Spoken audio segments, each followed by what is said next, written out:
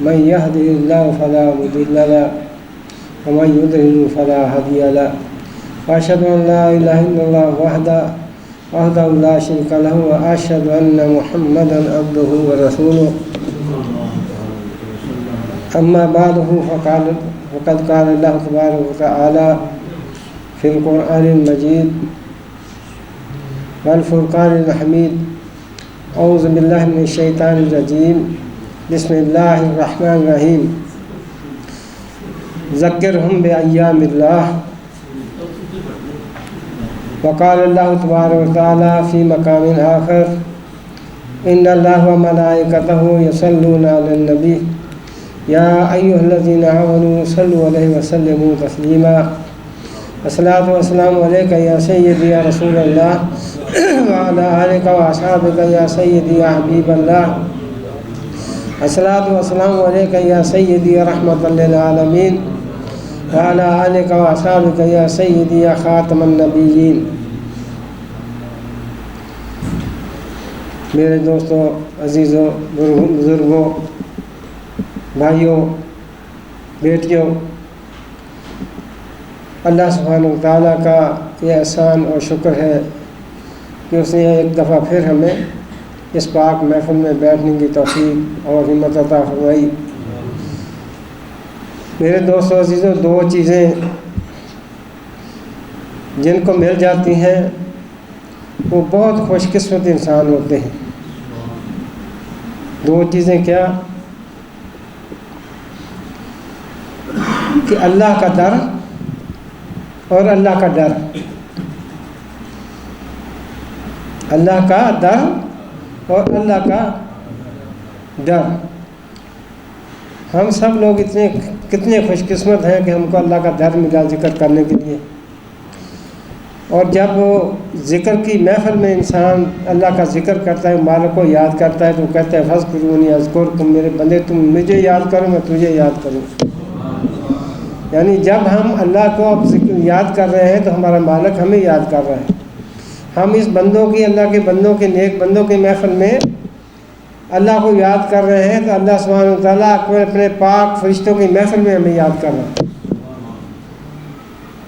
تو اللہ کا ڈر، جیسے حافظ خدا یار صاحب نے فرمایا، تقریر میں اپنی فرمایا کہ سیدنا غوث العظم رضی اللہ تعالیٰ عنہ تو آپ کے بعد سجدہ میں جا کر اتنا رو رہے ہیں کہ لوگوں کو پتہ نہیں تھا کہ وہ سیدنا غوث العظم ہے. رو کر ہاتھ اٹھا کر دعائیں کر رہے ہیں اللہ تعالیٰ سے، سجدے کے اندر ہی دعائیں کر رہے ہیں، یا اللہ اگر میرا نامہ ہمارا درست ہے تو ٹھیک ہے، اگر میرا نامہ اعمال قیامت کے دن میرا ٹھیک نہیں ہے تو مجھے اندھا کر کے اٹھانا تاکہ مجھے لوگوں کے سامنے شرمندہ نہ ہونا پڑے. اللہ کے ڈر کا یہ حالت غوث العظم ہے. کیوں کہ پوری کائنات کے اندر اللہ تعالیٰ کے نے اپنے انبیاء کرام سے ایک وعدہ لیا کہ جب تم سارے میرے نبی اور رسول ہو، لیکن جب میرا حبیب آ جائے تو سب گردنیں جھکا دینا اور میرے حبیب کی پیروی کرنا. اسی طریقے سے اللہ نے تو اپنے انبیاء سے وعدہ لیا اور اپنے حبیب کے لیے وعدہ لیا کہ جب آ جائیں تو گردنیں جھکا دینا، ان کی پیروی کرنا. آپ امام الانبیاء ہیں. اسی طریقے سے آقا کریم صلی اللہ علیہ وسلم نے اپنے تمام اولیاء سے عالم ارواح نے وعدہ لیا کہ جب میرا شیخ عبد القادر جیلانی آ جائے تو تم ان کی پیروی کرنا. یعنی وہ حبیب اللہ ہے، یہ حبیب رسول ہے. شیخ عبد القادر جیلانی رحمۃ اللہ علیہ حبیب رسول ہے. قیامت کے دن آقا کریم صلی اللہ علیہ وسلم کی امت، پوری کائنات کے جتنے لوگ ہیں انبیاء کرام کی امت، ٹوٹل دنیا کی 120 صفحے ہوں گی جو کہ مشرق سے مغرب تک ہوں گی، اور میرے آقا کریم صلی اللہ علیہ وسلم کی امت کی اس میں سے 80 صفحے ہوں گی. کتنی ہوں گی؟ 80. باقی 40 صفحے سب نبیوں کی ہوں گی. نبی آئے، کوئی ایک بستی میں آیا، کس کے دو امتی تھے، کسی 4 تھے، کسی کے گاؤں والے تھے، ایک شہر والے تھے، لیکن آقا کریم صلی اللہ علیہ وسلم کی امت جو ہے قیامت تک قائم رہے گی انشاءاللہ. اور ہماری صفحے جو ہوتے ہیں ہوں گی 80 صفحے ہوں گی جو مشرق سے مغرب تک ہوں گی. سب سے بڑی امت۔ اسی طریقے سے آقا کریم صلی اللہ علیہ وسلم نے فرمایا کہ شیخ عبد القادر جیلانی تیرے مریدوں کی تعداد پورے اولیاء کرام کے مریدوں سے زیادہ ہوگی۔ اس لیے آج جو ہے سلسلہ قلندریہ، سہروردیہ، قادریہ، جتنے بھی سلسلے ہیں سارے کے سارے شیخ عبد القادر جیلانی کے مرید ہیں۔ جب آپ نے فرمایا، آپ کو حکم ہوا کہ آپ کہہ دیں کہ انا رکبت قدمی علی کل اولیاء کرام، کہ سارے اولیاء کرام کے کندھوں کے اوپر میرا قدم ہے، تو شیخ معین الدین چشتی اجمیری رحمۃ اللہ علیہ نے جب یہ آواز سنی، جتنے بھی اولیاء کرام سے اولیاء عالم ارواح میں یا دنیا نے سب نے یہ آواز سنی، وہ کہ حکم الہی تھا یہ۔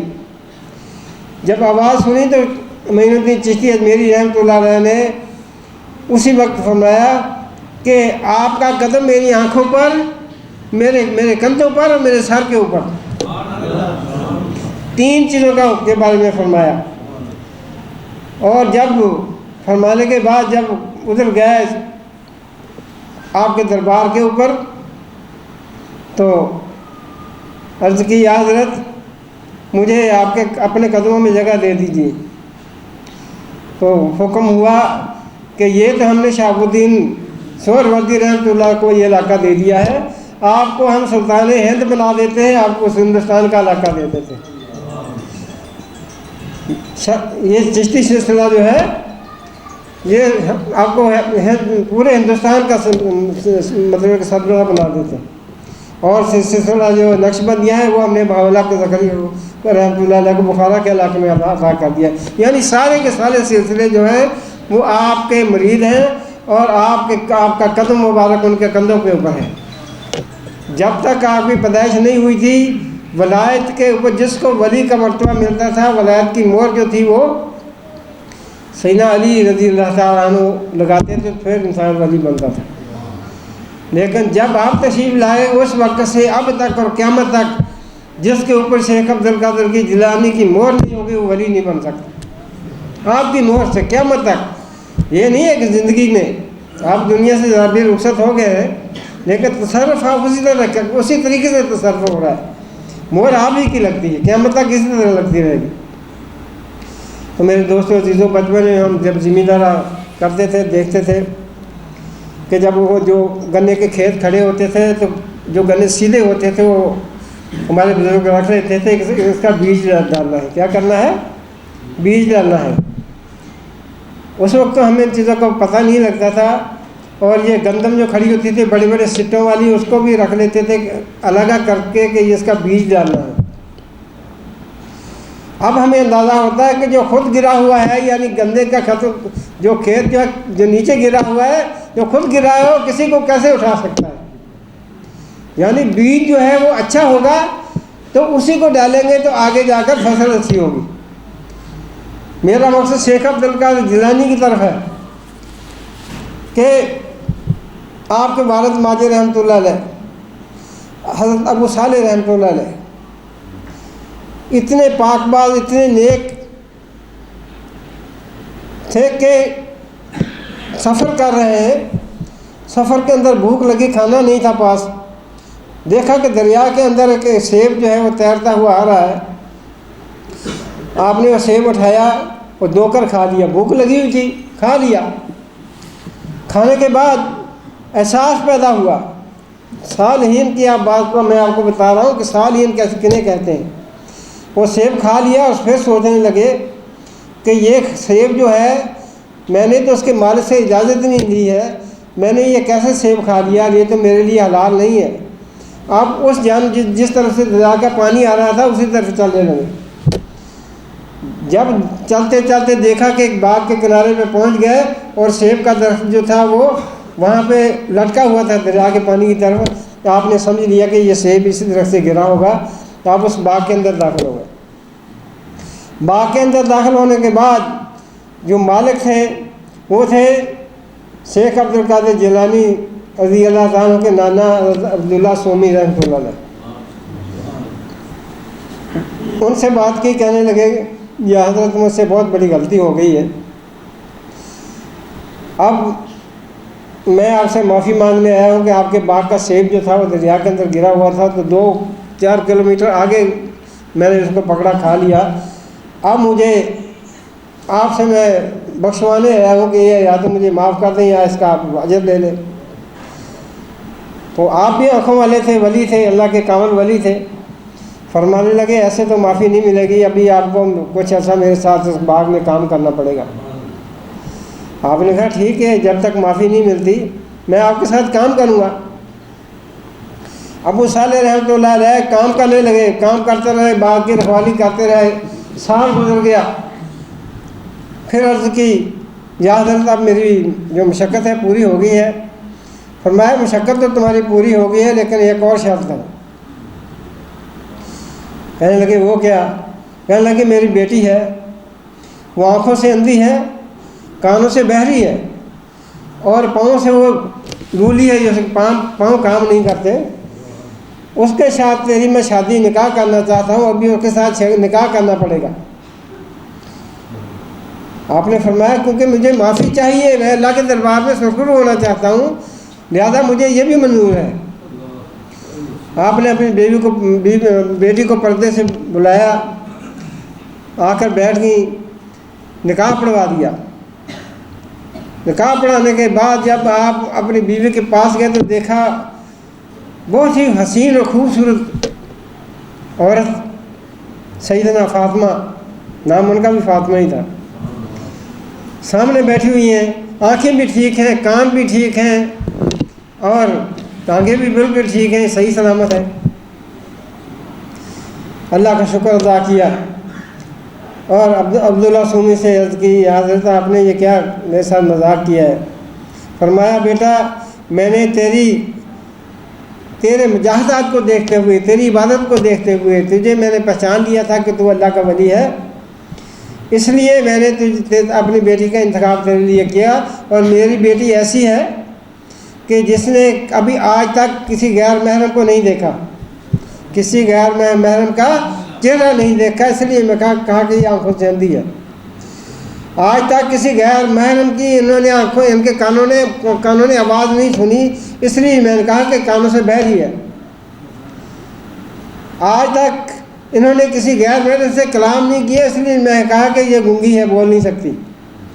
آج تک کہیں یہ باغ سے اس باغ سے باہر نہیں گئی، کہیں گھومنے کے لیے نہیں گئی، اس لیے میں نے کہا کہ ٹانگوں سے معذور ہے۔ ان سے ایسی ہستی سے کہ بطن سے شیخ عبد القادر جیلانی رضی اللہ تعالیٰ عنہ پیدا ہوئے۔ تو جب بیج اچھا ہوتا ہے تو پودے بھی اچھے ہوتے ہیں، اور اس کو بیج کے لیے زمین کا زرخیز ہونا، اچھا ہونا بھی ضروری ہوتا ہے، جو رول ان کی ماں نے ادا کیا۔ پھر اللہ تعالیٰ قرآن کریم میں فرماتا ہے یا ایھا الذین آمنوا اتقوا اللہ وکونوا مع الصادقین، کہ اے میرے بندو اللہ سے تقوی اختیار کرو، اللہ سے ڈرو اور سچے لوگوں کے ساتھ رہو۔ اللہ کے بندوں میں سے میرے آقا کریم صلی اللہ علیہ وسلم اللہ کے صدیق ہیں، اللہ کے حبیب ہیں، اللہ کے صدیق ہیں، اور صحابہ کرام میں صدیق اکبر صحابہ کرام کے صدیق ہیں، پوری امت کے صدیق ہیں، اور اولیاء کرام کے اندر سیدنا شیخ عبد القادر جیلانی صدیق ہیں، صدیق ہے وہ صدیق اکبر ابوبکر صدیق، یہ اولیاء کرام میں صدیق اکبر ہے۔ اس لیے غوث اعظم فرمایا پورے انبیاء کرام کی امتوں میں غوث ضرور رہے ہیں، اور ولی ضرور رہے ہیں، قطب ضرور رہے ہیں، اوقات ضرور رہے ہیں، اولیاء کرام ضرور ہوئے، لیکن غوث اعظم کوئی نہیں ہوا۔ یہ منصب صرف اللہ تعالیٰ کی ذات نے شیخ عبد القادر جیلانی رضی اللہ تعالیٰ کو عطا فرمایا۔ صدیق اس طرح ہے کہ ماں نے 18 سال کی عمر ہے، اعلیٰ تعلیم کے لیے جا رہے ہیں بغداد، ماں نے قمیض کے اندر جبے کے اندر 40 دینار سی دیے، سلائی کر دیے، اور کہا بیٹا یہ مشکل وقت میں تیرے کام آئیں گے۔ راستے میں ڈاکوؤں کا آپ نے سنا ہوگا یہ واقعہ کہ ڈاکوؤں نے سارے قافلے کو لوٹ لیا، جس قافلے کے ساتھ آپ سفر کر رہے تھے سب کو لوٹ لیا۔ اور ایک ڈاکو آپ کے پاس آیا، کہنے لگا اے بچے تمہارے پاس کیا ہے؟ آپ نے کہا میرے پاس 40 دینار ہیں۔ اس نے کہا شاید مذاق کر رہا ہے، وہ چلا گیا۔ اس کے بعد دوسرا ڈاکو آ گیا، کہنے لگا آپ کے پاس کیا ہے؟ کہنے لگا میرے پاس، آپ نے فرمایا میرے پاس 40 دینار ہیں۔ وہ آپ کو پکڑ کر اپنے سردار کے پاس لے گیا۔ سردار نے کہا بچے تم میرے آدمیوں کو کیوں قتل کر رہے ہو؟ بتاؤ تم جو جھوٹ، وہ تمہاری تلاشی تو دو دفعہ لی ہے، اس نے بھی لی ہے، اس نے بھی لی ہے، اور دینار آپ کے پاس نہیں، آپ کہتے ہیں میرے پاس 40 دینار ہیں۔ آپ نے کہا ہاں میرے پاس 40 دینار ہیں، مگر میری امی نے میرے جبے کے اندر یہ سلائی کر دیے تھے اندر، تاکہ مشکل وقت میں میرے کام آئے۔ اس نے کہا پھر تم اس بات کو چھپا سکتے تھے، سب اپنا مال چھپاتے ہیں۔ آپ نے فرمایا میری ماں نے مجھے نصیحت کی تھی کہ بیٹا کبھی جھوٹ نہیں بولنا۔ آج اپنی مائیں، ہمارے بچوں کی مائیں آپ سوچیں، وہ ابھی نیا لفظ نکلا ہے، اس بات کو سیکرٹ رکھنا، سیکرٹ رکھنا، جھوٹ کا ایک نیا نام نکلا ہے۔ بیٹا کبھی جھوٹ نہیں بولنا۔ تو میں نے تو اپنی ماں کی نصیحت پہ عمل کیا ہے، میں یہ چھپا سکتا تھا لیکن میرے پاس ہے، میں نے سچ بولا ہے۔ تو وہ جو ڈاکوؤں کا سردار تھا اس نے کہا، ان کی وہ آنکھوں میں آنسو آ کے کہنے لگا میں اپنے اللہ کا کتنا نافرمان ہوں کہ میں جھوٹ روزانہ ڈاکے مارتا ہوں، جھوٹ بولتا ہوں، ہیرا پھیری کرتا ہوں، لوٹتا ہوں، اور تم ایسے بچے ہو کر مجھے ایسی نصیحت کر رہے ہو کہ کبھی جھوٹ نہیں بولنا۔ میری ماں نے مجھے بتایا ہے میں اللہ کا نافرمان ہوں، تو اپنی ماں کا نافرمان نہیں ہوا، اس لیے میں آج تمام گناہ سے توبہ کرتا ہوں۔ توبہ کی، اور پورے قافلے والوں نے بھی توبہ کی، اور اس ولی کامل کی برکت سے سب کا سامان بھی واپس مل گیا۔ یہ ہوتے ہیں صدیق، تمام اولیاء کرام کے صدیق۔ یہ لقب ایسے نہیں ملتے، جب ماؤں کی تربیت ایسی ہوتی ہے پھر جا کر وہ ولی بنتے ہیں۔ پھر آ کر جا کر جب مجاہدات کی باری آئی تو پھر 40 سال تک عشاء کی نماز، عشاء کے وضو کے ساتھ صبح کی نماز پڑھتے رہے۔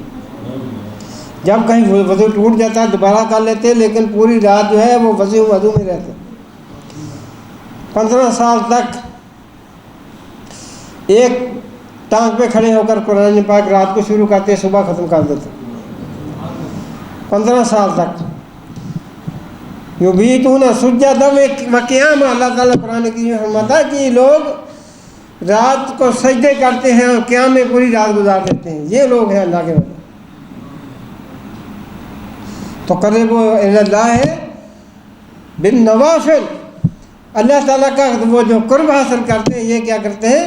نفلوں سے اللہ کی بارگاہ میں کھڑے رہتے ہیں، رات کو نفل پڑھتے ہیں، پھر اللہ کا قرب حاصل کرتے ہیں۔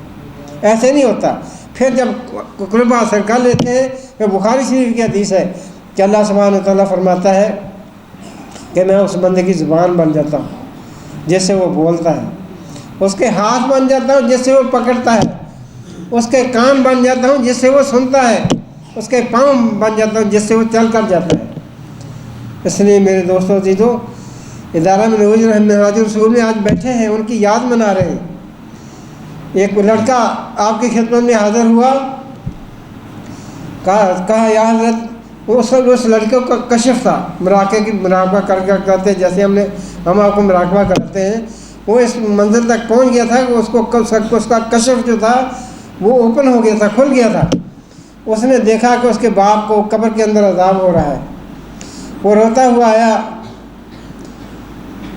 شیخ عبد القادر جیلانی رضی اللہ تعالیٰ عنہ کے پاس، یا حضرت میرے باپ کو قبر کے اندر عذاب ہو رہا ہے، آپ ان کے لیے دعا فرما دیجیے۔ آپ نے فرمایا کہ تیرا باپ جو تھا کبھی میرے مدرسے کے اندر آیا تھا؟ کبھی زندگی میں میرے مدرسے کے اندر آیا تھا؟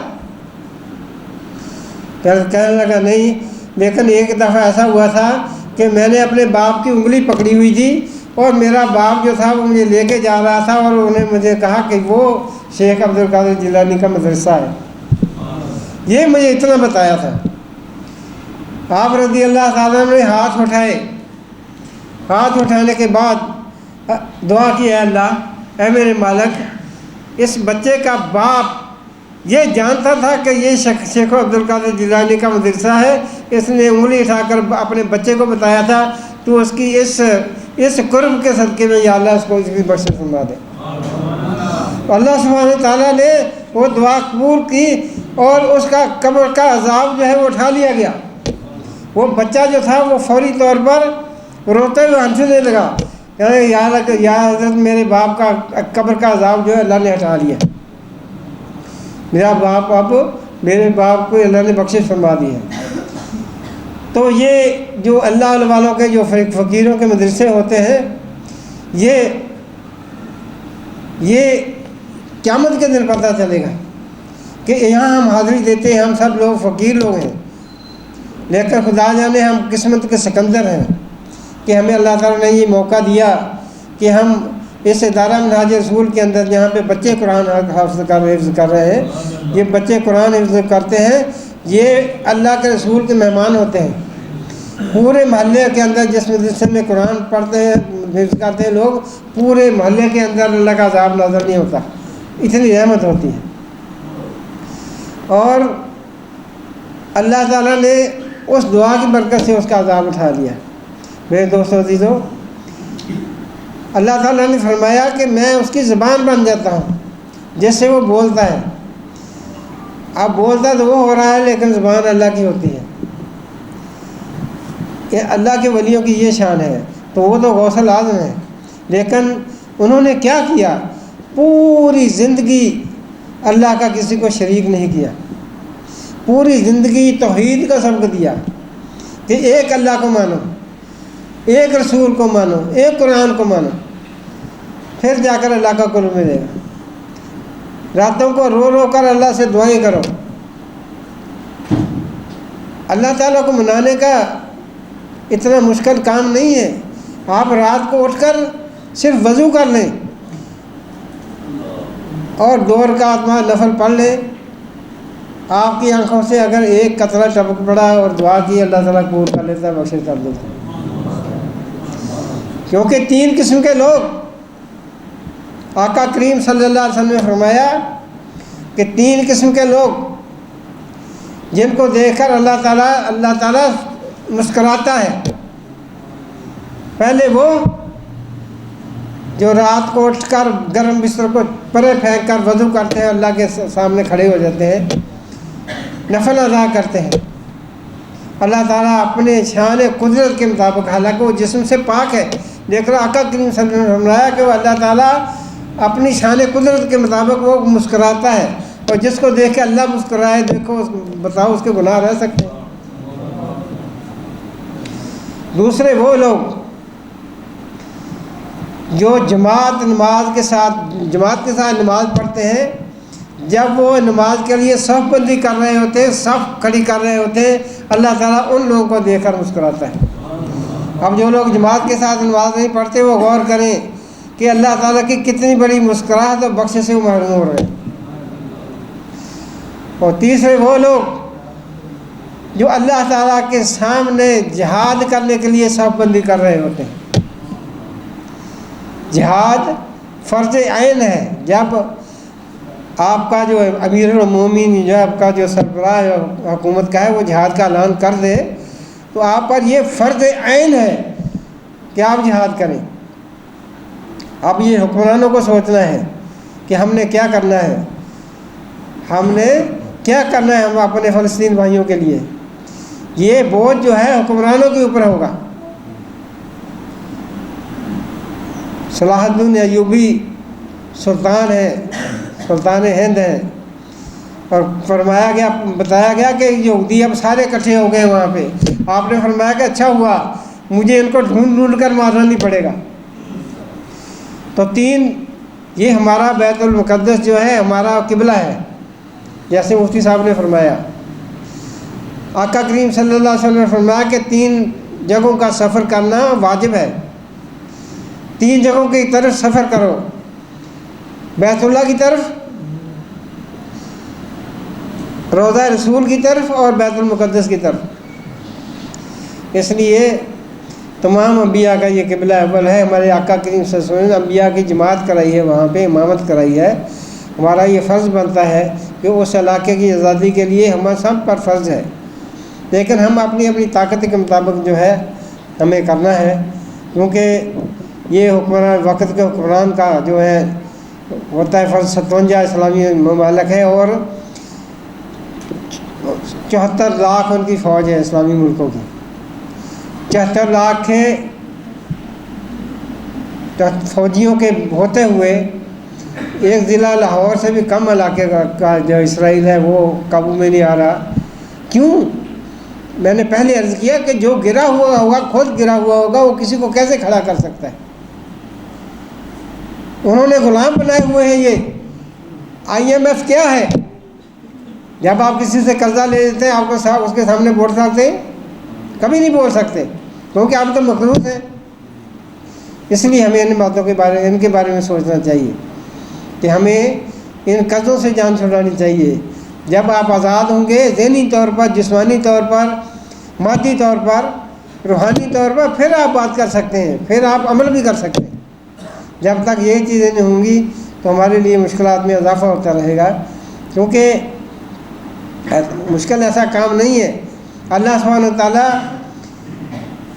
جس طرح ابرا کے اوپر ابابیل بھیجے تھے، ان کے اوپر بھی بھیج سکتا ہے، وہ سب کچھ کر سکتا ہے۔ لیکن ہم مسلمانوں کے لیے ایک امتحان ہے ہمارا، یہ ہمیں وہ چیک کرتا ہے کہ مسلمان حکمران اب کیا کر رہے ہیں، کیونکہ جواب تو سب نے دینا ہے، ایک دن مرنا ہے، اللہ کے پاس جانا ہے۔ تو اللہ تبارک تعالیٰ کے سامنے ہم سب جواب دیں ہیں۔ ہمیں جس طرح بھی دامے قدمے سکھنے ان کی مدد کرنی چاہیے، ہم کر سکتے ہیں کرنی چاہیے۔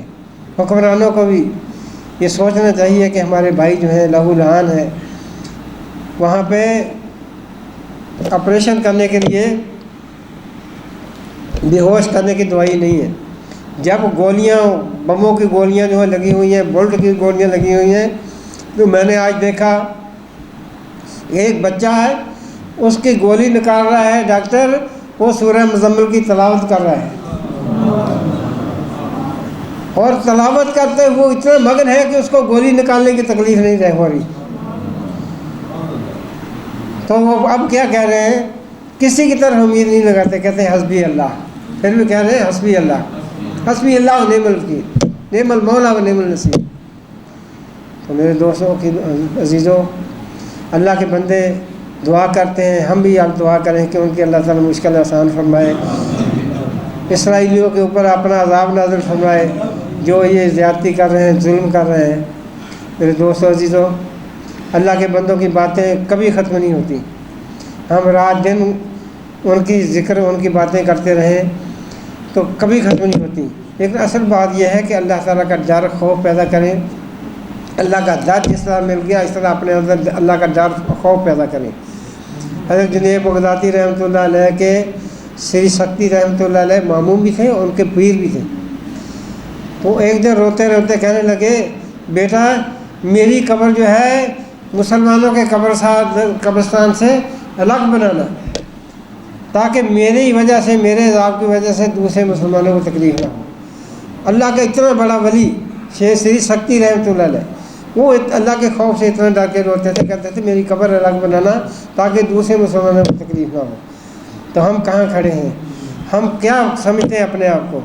آج جو آدمی 2 جماعتیں پڑھ لیتا ہے یا علم سیکھ لیتا ہے، تو کہتے ہیں میرے جیسا عالم نہیں، کوئی عالم نہیں ہے۔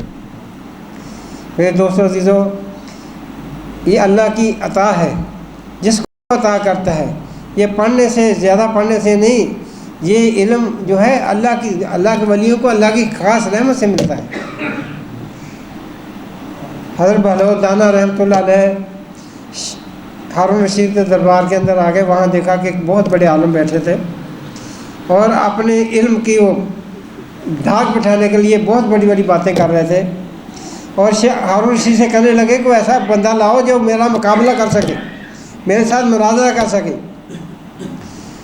تو بہلول دانا رحمۃ اللہ علیہ وہاں پہنچ گئے، پھٹے پرانے کپڑے ہیں، پوشیدہ کپڑے، تو وہ غرور کے اندر آ گیا. مولوی صاحب غرور تکبر کے اندر آ گئے. کہنے لگا حضرت صاحب بادشاہ سلامت ایسے آدمیوں کو اپنے دربار میں کیسے جگہ دے دیتے ہیں، ان کو نکالو یہاں سے. بہلول دانا نے کہا کہ بھئی دیکھو میں فقیر ضرور ہوں، لیکن آپ نے ابھی ایک چیلنج دیا ہے کہ میرے ساتھ کوئی مناظرہ کر لے، تم میرے ساتھ مناظرہ کر لو. اگر میں اسے یہاں بیٹھنے کے قابل ہوا تو بیٹھ جاؤں گا، اگر نہ ہوا تو نہ صحیح.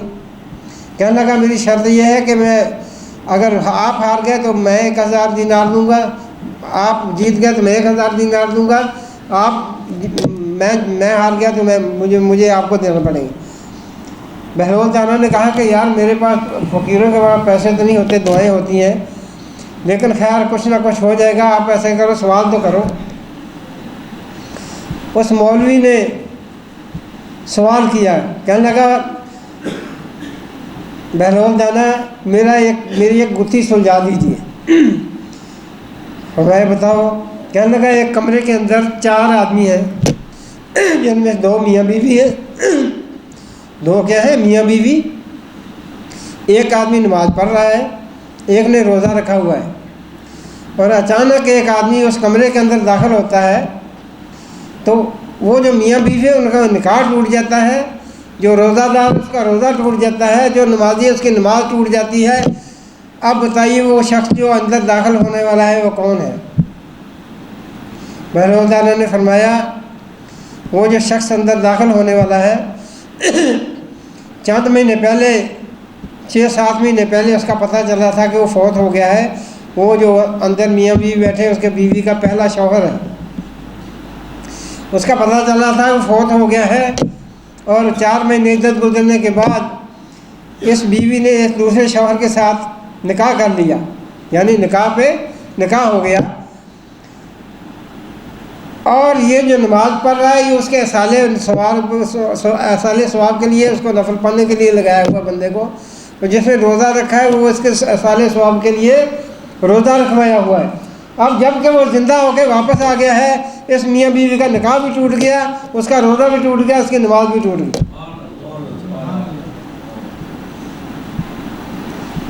اچھا کہنے لگا اچھا ٹھیک ہے اب آپ سوال کیجیے. بہلول دانا نے کہا اچھا ٹھیک ہے میں ایک چھوٹا سا سوال کرتا ہوں کہ رات کا وقت ہے، ایک سرکے کا ڈرم بھرا ہوا ہے اور ایک شہد کا ہے، ایک سرکے کا ایک شہد کا. ہم نے ایک ڈورا اس میں سے نکالا، ایک برتن کا ڈورا اس میں سے نکالا، ہم نے شربت تیار کیا. جب شربت تیار کر لیا تو ہم جب ڈال کے لوگوں میں تقسیم کرنے لگے تو وہاں پتہ چلا کہ ایک مرا ہوا چوہا ہے، اس کے اندر چوہا ہے مرا ہوا. اب مجھے یہ بتاؤ کہ وہ چوہا جو ہے وہ سرکے میں سے نکلا تھا، سرکے کے ڈرم سے یا شہد کے ڈرم سے؟ ابھی وہ مولوی صاحب جو تھے وہ پریشان ہو گئے کہ یہ کیا سوال ہے، ابھی چوہے کا کیا پتہ کہ سرکے سے نکلا ہے یا شہد سے نکلا ہے؟ وہ تو ابھی اس مکسر کے اندر آ گیا، اس میٹھے پانی کے اندر آ گیا. حضرت صاحب مجھے تو اس کا پتہ نہیں، آپ بتا دیجئے. فرمایا کہ اب ایسا ہوگا کہ اس چوہے کا آپریشن ہوگا، اس کا پیٹ چیک کرو، اگر اس کے پیٹ سے شہد نکلا تو یہ شہد میں سے نکلا ہے، اگر سرکہ نکلا تو یہ سرکے میں سے نکلا ہے، اس لیے پھر اس کو ضائع کر دو جس میں سے نکلا ہے. تو یہ ہوتے ہیں اللہ کے بندے، اللہ کے بندوں کی طرف سے اللہ کا علم ہوتا ہے. یہ دنیاوی علم جو ہے وہ سیکھتے ہیں، پڑھتے ہیں، پڑھاتے ہیں، لیکن ساتھ ساتھ جب تک وہ علم، وہ جو الہی علم کا، جو علم الہی اولیاء کرام کے ہوتا ہے، جب تک وہ نہیں ملے گا اس وقت تک کامیابی نہیں ملتی، اس وقت تک اللہ کا ولی نہیں بنتا. اور اس کے لیے مہر کی ضرورت ہے، وہ مہر جو ہے شیخ عبدالقادر جیلانی نے لگانی ہے. اللہ سے دعا ہے کہ جو کچھ سنا ہے، پڑھا ہے ہم نے، اللہ قبول فرمائے اور ہماری کاوشوں کو، ادارہ منہاج رسول کو ہمیشہ قائم و دائم رکھے. اب انشاءاللہ ذکر قلبی کرائیں گے. یہ نچوڑ ہے، جس طرح ہم دودھ گرم کرتے ہیں پہلے، پھر اس کے اندر ہم جاگ لگاتے ہیں دہی ڈال کر، پھر اس کو رکھتے ہیں، اس میں سے مکھن نکلتا ہے. یہ جو قلبی ذکر ہوتا ہے یہ مکھن کی طرح ہے کہ آپ پورے خیالات کو، دنیا کے خیالات کو ایک طرف کر دیں گے، یہ دل میں خیال کریں گے، یہ یہاں پہ اپنے پستان کے 2 انگلی نیچے خیال کریں گے کہ یہ میرا دل ہے اور میرا دل پڑھ رہا ہے لا الہ الا اللہ محمد رسول اللہ۔ یہ فقیر کیا اصل دل جو ہے یہ جہاں پہ دھڑکتا ہے اوپر، اس کی طرف توجہ نہیں کرنی، یہاں پہ دل کی آنکھ ہوتی ہے۔ اللہ والے انگلی رکھ کر یہاں پہ ذکر دیتے ہیں، پھر جب انگلی رکھتے ہیں تو پھر وہ قلب جاری ہوتا ہے۔ لیکن آج تک مجھے کوئی ایسا بندہ نہیں ملا کہ جو کہے کہ پیر صاحب مجھے جس طرح آپ کے مرشد نے آپ کو ذکر دیا تھا مجھے بھی دے دیں۔